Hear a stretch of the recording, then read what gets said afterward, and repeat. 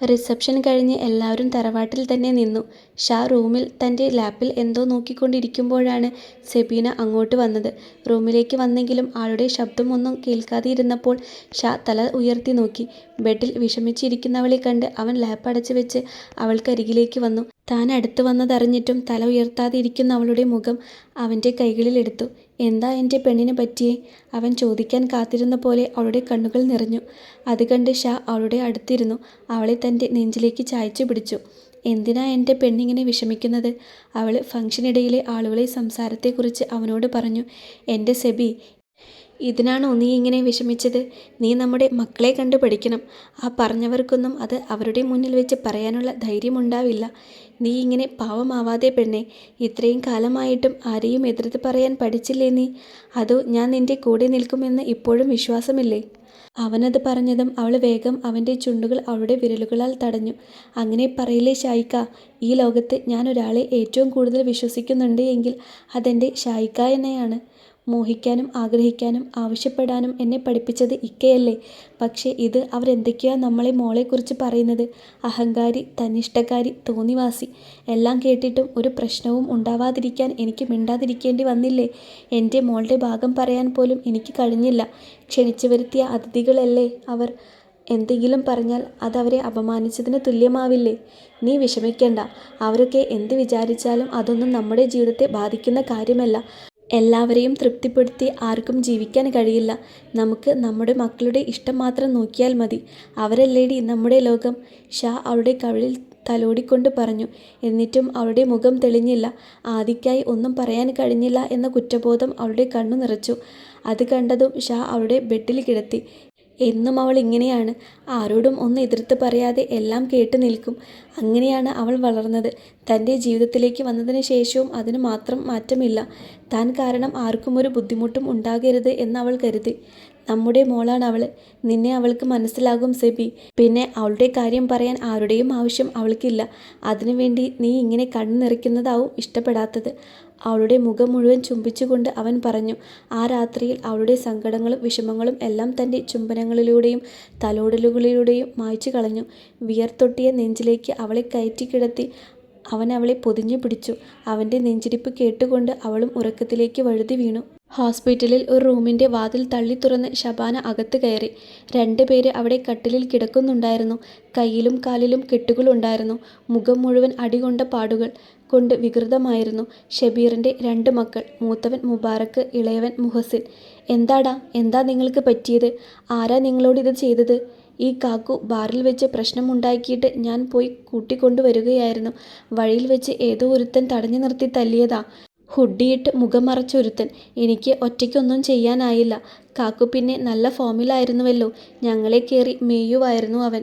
വഴിയിൽ കൂടെ പോകുന്ന ആരോ ആണ് ഞങ്ങളെ ഇവിടെ എത്തിച്ചത്. മുഹസിൻ മുബാറക്കിനെ നോക്കി പുച്ഛിച്ചുകൊണ്ട് പറഞ്ഞു. അവളാണോ ഇത് ചെയ്തത്? ആ ആദി. ഏയ്, അവളൊന്നും ആയിരിക്കില്ല. ഇത് കാക്കു ബാറിൽ വെച്ച് പ്രശ്നമുണ്ടാക്കിയില്ലേ, അവന്മാരായിരിക്കും. ഞാൻ ഇവിടെ നിന്ന് എഴുന്നേൽക്കുന്ന അന്ന് അവന്മാരുടെ അവസാനമായിരിക്കും. മുബാറക്ക് പറയാൻ വളരെ ബുദ്ധിമുട്ടുന്നുണ്ടായിരുന്നു. പിന്നെ എല്ലാം ഒന്ന് നേരെയാവാൻ മിനിമം ഒരു 4 മാസമെങ്കിലും പിടിക്കും എന്നാ ഡോക്ടർ പറഞ്ഞത്. എല്ലാ സ്ഥലത്തും ഒടിവും ചതവുമുണ്ട്. ഇനി അവന്മാരാണെങ്കിൽ ആ വഴിക്ക് തിരിഞ്ഞാതിരിക്കുകയാവും നല്ലത്. വീണ്ടും പോയി പണി മേടിക്കണ്ടല്ലോ. എന്തോ എനിക്കിത് അവളാണെന്നാ തോന്നുന്നത്. ഓ എൻ്റെ മാമേ, അങ്ങനെ അവൾക്ക് നമ്മൾ അബിയെ കൊല്ലാൻ നോക്കിയതൊന്നും അറിയില്ലല്ലോ. ആരും അറിയാതെയല്ലേ നമ്മളെല്ലാം ചെയ്തത്. എന്തായാലും ഇനി ഞങ്ങൾ ഇവിടെ നിന്നും എഴുന്നേൽക്കാതെ മാമി തനിച്ചൊന്നും അവനെതിരെ ചെയ്യണ്ട. നിങ്ങൾ എഴുന്നേറ്റാൽ ഉടനെ അവൻ്റെ കാര്യം അവസാനിപ്പിക്കണം. നിങ്ങൾക്കറിയാമല്ലോ, ഇപ്പോൾ അവളും അവനും പ്രണയത്തിലാണ്. അതുകൊണ്ട് തന്നെ അവൻ്റെ ജീവൻ എടുക്കുന്നതിലൂടെ അവളോടും അവനോടുമുള്ള എൻ്റെ വർഷങ്ങളായുള്ള പകയ്ക്ക് ഒരു അവസാനമാകും. പക്ഷേ ഇനി നമ്മൾ കൂടുതൽ സൂക്ഷിക്കണം. അവളുടെ കണ്ണ് വെട്ടിച്ച് എന്തെങ്കിലും ചെയ്യാൻ നമുക്ക് ബുദ്ധിമുട്ടായിരിക്കും. മാമി എന്തിനാ അവൾക്കിത്ര ബിൽഡപ്പ് കൊടുക്കുന്നത്? ആ പീറപ്പെണ്ണ് എന്താ ചെയ്യാനാ? മുഹസിനായിരുന്നു അത്. നിനക്കൊന്നും അറിയില്ല അവളെ. ശാന്തമായ അവളെ മാത്രമേ നിങ്ങൾക്ക് അറിയൂ. എന്നെ പേടിച്ച് കഴിഞ്ഞിരുന്ന ഒരു അഭിയുണ്ടായിരുന്നു. ആ നരുന്ത് പെണ്ണ് കൊടുത്ത ധൈര്യത്തിലാണ് അവൻ എന്നോട് ചെറുത്ത് നിൽക്കാൻ തുടങ്ങിയത്. അവിടെ തുടങ്ങിയതാണ് എൻ്റെ നാശം. എന്ന് അവളും കുടുംബവും എൻ്റെ ജീവിതത്തിലേക്ക് വന്നോ, അന്നു മുതൽ എനിക്ക് നഷ്ടങ്ങൾ മാത്രമേ ഉണ്ടായിട്ടുള്ളൂ. അബിയുടെ ഉമ്മ, അവൾ കാരണമാണല്ലോ എനിക്ക് ഹംദിനെ കിട്ടാതിരുന്നത് എന്ന ദേഷ്യം അവളുടെ മകനിലാണ് ഞാൻ തീർത്തത്. അപ്പോൾ എനിക്ക് കിട്ടുന്ന ഒരു സന്തോഷവും ഉണ്ടല്ലോ, അതെനിക്ക് മറ്റൊന്നിൽ നിന്നും ലഭിച്ചിരുന്നില്ല. പക്ഷേ അവൾ വന്ന് കയറിയതേ എന്നെ ജീവന് തുല്യം സ്നേഹിച്ച എൻ്റെ ആങ്ങളയെ, നിങ്ങളുടെ ഉപ്പയെ അവർ തല്ലിച്ചതച്ചു, ജയിലിലുമാക്കി. അതറിഞ്ഞ് നാണക്കേട് കൊണ്ട് മനം നൊന്ത് നിങ്ങളുടെ ഉമ്മയും ജീവനൊടുക്കി. എനിക്ക് അവൾ നാത്തൂൻ മാത്രമായിരുന്നില്ല, എൻ്റെ ഒരേയൊരു കൂട്ടുകാരിയുമായിരുന്നു. അന്നത്തെ സംഭവം ഹംദ അറിഞ്ഞതോടെ എന്നെ പിന്നെ സ്നേഹത്തോടെ ഒന്ന് നോക്കിയിട്ട് പോലുമില്ല. എൻ്റെ മകനും എന്നിൽ നിന്നകന്നു.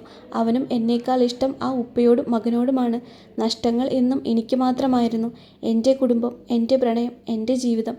എൻ്റെ മകനും. ഒരു അവസരം കിട്ടാൻ കാത്തു നിൽക്കുകയായിരുന്നു ഞാൻ.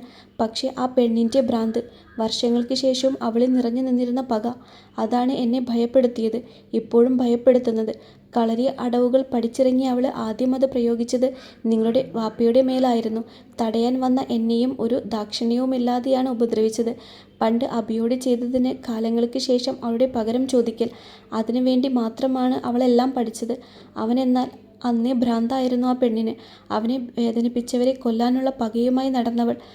അന്നത് നടക്കുമായിരുന്നു, കൊല്ലുമായിരുന്നു അവൾ ഞങ്ങളെ. അവളുടെ കൊച്ചുപ്പയും ആ ഇരട്ട ചെക്കന്മാരും അവളെ തടഞ്ഞിരുന്നില്ല എങ്കിൽ.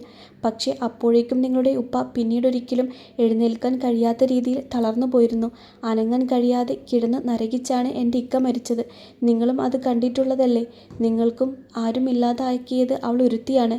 ശബാന പറയുന്നത് കേട്ട് അവളുടെ മുഖം ദേഷ്യം കൊണ്ട് ചുവന്നു. അവളുടെ ഈയൊരു ബിഹേവിയർ അപകടമുണ്ടാകാതിരിക്കാൻ പിന്നീട് ഹക്കീമും കാസിംകോയും കൂടെ അവരെ തമ്മിൽ അകറ്റി നിർത്തുകയായിരുന്നു. പ്രണയിക്കുന്നതിന് മുൻപേ അവൻ്റെ കാര്യത്തിൽ അവൾ ഇങ്ങനെയായിരുന്നുവെങ്കിൽ ഇപ്പോൾ പറയാനുണ്ടോ. ശക്തി കൊണ്ട് അവൾക്കും ആ കുടുംബത്തിനു മുന്നിൽ ജയിക്കുക അസാധ്യമായിരുന്നു. എങ്കിലും എല്ലാം പറഞ്ഞു തന്നു തന്നെയാണ് നിങ്ങളെ രണ്ടുപേരെയും ഞാൻ വളർത്തിയത്. ഭയത്തോടെ അടങ്ങിക്കഴിഞ്ഞിരുന്ന എൻ്റെ മുന്നിൽ കിട്ടിയ ഒരു അവസരമായിരുന്നു ഹനയ്ക്ക് അബിയോടുള്ള ഇഷ്ടം. എനിക്ക് അവനോടുള്ള ഇഷ്ടക്കുറവൊന്നും അറിയാത്ത അവളെ സഹായം ചോദിച്ചത് എന്നോടാണ്. എതിർത്തതായിരുന്നു ഞാൻ അവളെ. പക്ഷേ അപ്പോഴാണ് അബിയുടെ ഡ്രോയിങ്സ് പ്രതീക്ഷിക്കാതെ എൻ്റെ കണ്ണിൽ പെട്ടത്. അതിൽ നിന്ന് ഞാൻ അറിഞ്ഞു ആദ്യം അവന് ആരാണെന്ന്. ആ കുടുംബവും അവളെയും അവനെയും തകർക്കാൻ എനിക്ക് കിട്ടിയ തുറുപ്പുചീട്ട്. എന്തെങ്കിലും പ്രശ്നമുണ്ടായാലും അത് എനിക്ക് നേരെ വരില്ല എന്ന് ഉറപ്പുണ്ടായിരുന്നു. ഹനയുടെ കൂടെ സംശയിക്കാത്ത രീതിയിൽ എനിക്ക് ഒരാൾ വേണമായിരുന്നു. അതിനാണ് സിനുവിനെ ഞാൻ അവളുടെ കോളേജിൽ ചേർത്തത്, മനഃപൂർവ്വം അവളുമായി കൂട്ടുകൂടാൻ പറഞ്ഞത്. പിന്നീട് എല്ലാം ഞാൻ വിചാരിച്ചതുപോലെ തന്നെയാണ് നടന്നത്. എന്നിലൂടെയല്ലാതെ സിനുവിലൂടെ ഞാൻ അവളെ നിയന്ത്രിച്ചു. വീട്ടുകാരെ എല്ലാവരെയും അറിയിച്ചുകൊണ്ട് തന്നെ അവൾ അവനെ പ്രണയിച്ചു.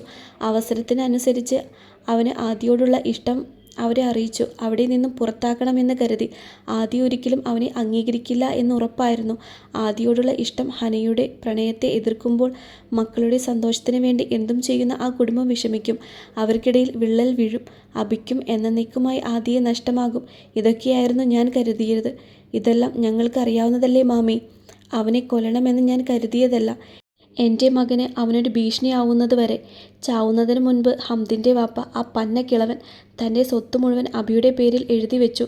എൻ്റെ ഒരു വക്കീൽ സുഹൃത്ത് വഴി അറിഞ്ഞതാണ്. അവനെ സ്നേഹിക്കാൻ കഴിയാത്തതിൻ്റെ പ്രായശ്ചിത്തം. ഹംദിന് പിന്നെ പണ്ടേ അതൊന്നും വേണ്ട. പക്ഷേ അതെല്ലാം എൻ്റെ മോനും കൂടി അവകാശപ്പെട്ടതാണ്. അബി ഇല്ലാതായാലേ അവനത് ലഭിക്കൂ. അതിന് പറ്റിയ ഒരു അവസരം ഉണ്ടാക്കണമായിരുന്നു. അതുകൊണ്ടാണ് ഹനയെ പിരികയറ്റി ആ വീട്ടിൽ അത്രയും പ്രശ്നമുണ്ടാക്കിയത്. അവളുടെ ഫോണിലൂടെ അവിടെ നടക്കുന്നതെല്ലാം സിനു കേൾക്കുമ്പോൾ അവിടെ ഞാനും ഉണ്ടായിരുന്നു. അവൻ പുറത്തേക്ക് പോയപ്പോൾ അതും മുതലാക്കിയാണ് അവനെ കൊല്ലാൻ മുബിയോട് പറഞ്ഞത്. പറഞ്ഞുകൊടുത്ത വഴിയിൽ അവൻ ലോറിയുമായി റെഡിയായി നിൽക്കുന്നുണ്ടായിരുന്നു. അന്നത് സംഭവിച്ചിരുന്നുവെങ്കിൽ അതൊരു ആത്മഹത്യയോ ഓവർ സ്പീഡ് കാരണമുള്ള ആക്സിഡൻറ്റോ ആയി മാറിയേനെ. പക്ഷേ അതുണ്ടായില്ല. മാത്രവുമല്ല, എൻ്റെ പ്രതീക്ഷകളെല്ലാം നശിപ്പിച്ച് അവനെ അവർ കൂടുതൽ ചേർത്ത് പിടിക്കുകയാണ് ചെയ്തത്. പോരാത്തതിന് ഇപ്പോൾ അവളും അവനെ പ്രണയിക്കുന്നു. നാശം പിടിച്ചവൾ എന്നും എൻ്റെ വഴിയിൽ വിലങ്ങ് തടിയായി നിൽക്കും. ഇനി വേണ്ടത് അവസാന ശ്രമമാണ്. അബിയുടെ മരണമാണ് അവർക്കുള്ള എൻ്റെ ഉത്തരം. എൻ്റെ എല്ലാ സന്തോഷങ്ങളും നശിപ്പിച്ച അവൾ അലറിക്കരയുന്നത് എനിക്ക് കാണണം. ഇവിടെ നിന്ന് എഴുന്നേൽക്കട്ടെ. അതിനുശേഷം അവനെ നമ്മൾ പരലോകത്തേക്ക് അയച്ചിരിക്കും മാമി. വിഷമിക്കേണ്ട, മാമിയുടെ ആഗ്രഹം ഞങ്ങൾ നടത്തി തരും. അവർ രണ്ടുപേരും ഒരുമിച്ച് അവളോട് പറഞ്ഞു. ഇതേ സമയം ഓഫീസിലിരിക്കുന്ന ആദിക്ക് ഒരു ഫോൺ കോൾ വന്നു. Partner calling. Hello partner. അതും പറഞ്ഞുകൊണ്ട് അവൾ പുറത്തേക്ക് നടന്നു.